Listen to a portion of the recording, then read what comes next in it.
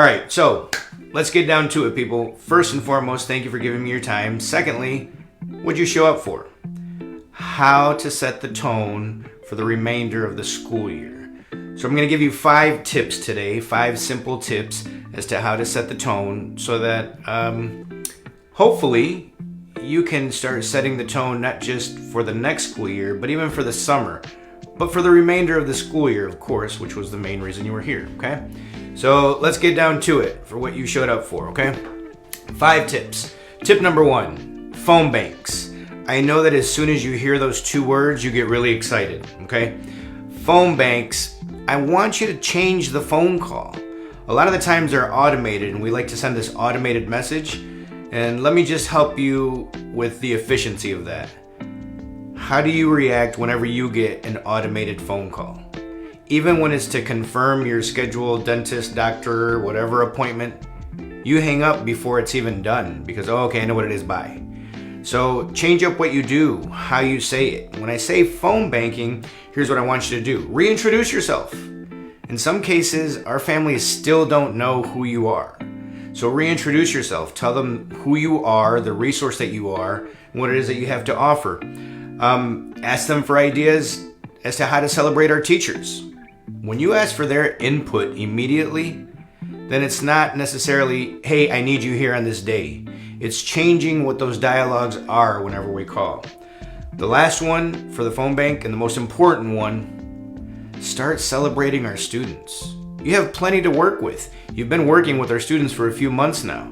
Even if it's something minor, showing up, participating, helping, volunteering, something that they did nice at the school, with a student, with the teacher, with the janitor, with the cafeteria staff, anything like that. But you know as well as I know that typically when we get a call from the school, it's not for something positive.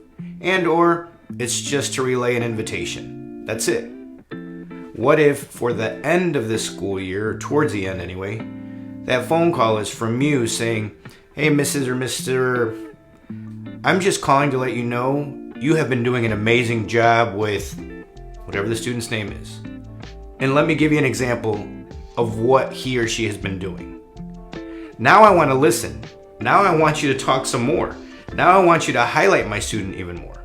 So again, to recap with the phone banking, 1, reintroduce yourself.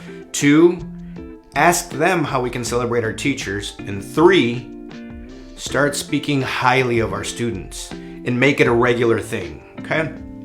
Number 2, off-campus events. When we're talking about off-campus events, that could even be something that you include into your phone banking. Hi parents, guardians, caregivers, we're looking at doing an off-campus event and we'd like your input. Would it be better at a church, at a park, or a community event? Which one's your vote? Even if you speak with 7 parents, ask them, and whatever their input is, it'll give you a better idea as to where to show up. So for scheduling an event off campus, it changes the dynamics. They're not used to having events off campus. Once you do that, maybe you set the tone, not just for the remainder of the school year, but also for the next year. What if for the next school year, we're going to do 1 meeting on campus, 1 meeting off campus, and we'll alternate that way. So find out where you can schedule a meeting off campus. So that's tip number 2. Number 3, poll your audience. One of my biggest pet peeves is we never ask the populations that we're working with, what can we do to better serve you? What is it that is working? What isn't working? What do you like about our program? What do you dislike about our program? So let me give you 3 simple questions to ask. First, and hopefully there's an answer for this one, what's been our best event this year? Hopefully they'll give you some feedback. Hopefully they'll even tell you what the event is. And once you find out what it is, ask why they felt it was the best event. Was it the speaker? Was it the food? Was it the time? Was it the venue? I don't know. But sometimes we don't know either, and that's why we want to ask. Second question we can ask, what would you like to see more of? Would you like to see more events, more field trips, more movie nights, more family nights, more game nights? Find out from them, because these things are what are going to help you prepare for the next school year and end that school year with a bang. Lastly, how can we improve our family engagement? You'll be surprised at what you have out there. Someone might say, well, we need to improve our social media. To which you might say, I wish we could, but we just don't have anybody that is, tech savvy or really good on social media. You might have a mom, a dad, and or students that say, you know what, I'm willing to help out. I'll make you a TikTok, I'll make you a reel, I'll make you a story. Even if you just got one a month from them, that changes what you're doing. So find out from them how we can improve our family engagement, okay? Now, the fourth tip, promote summer and fall events, okay? Promote summer and fall events. Are you gonna have a summer camp? Are you doing a field trip? Summer classes? Do they understand the importance of them so they don't fall behind? But you can start promoting and getting some sort of hype behind this coming year's back to school event will be like anything, it will be unlike anything else we've ever had before. That might increase their interest in attending. But also, they're going to wonder, why are you telling me about this early? Because it's that important, because it's going to be that big, because we need you there, we need all of our parents there, so start promoting them. But more importantly, when we're saying hyping up your summer and fall, our parents are always looking for something to help their students continue to grow. So don't let that summer brain drain take effect on their households and say, look, a field trip to the museum, a field trip to the zoo, reading for just 15 minutes in the morning, 15 minutes in the afternoon. Give them tips. Sometimes our families want to help, want to encourage, want to support, but they don't necessarily know what to do. And if you gave them 5 simple tips on reading, studying, maybe even improving their AI skills. Yes, I said AI skills because that's going to be something that's going to be needed in the workforce. Help them understand what they can start doing over the summer so that they come better prepared for the fall. But in the process, you're again piquing their interest in what it is that you have planned for the remainder of the school year, possibly for the summer. Let's say you have a summer camp that's going to help them with scholarships. It's going to help them with understanding their emotions. These are things that you can start promoting right now, as opposed to panicking at the very last minute. Oh, we need you to sign up. Oh, we need more students, or having to cancel. That's what we're trying to avoid. We want to make sure that we provide all of the services and all of the events that we have scheduled, okay? So summer camps, back to school, and what can they do over the summer, okay? Last one.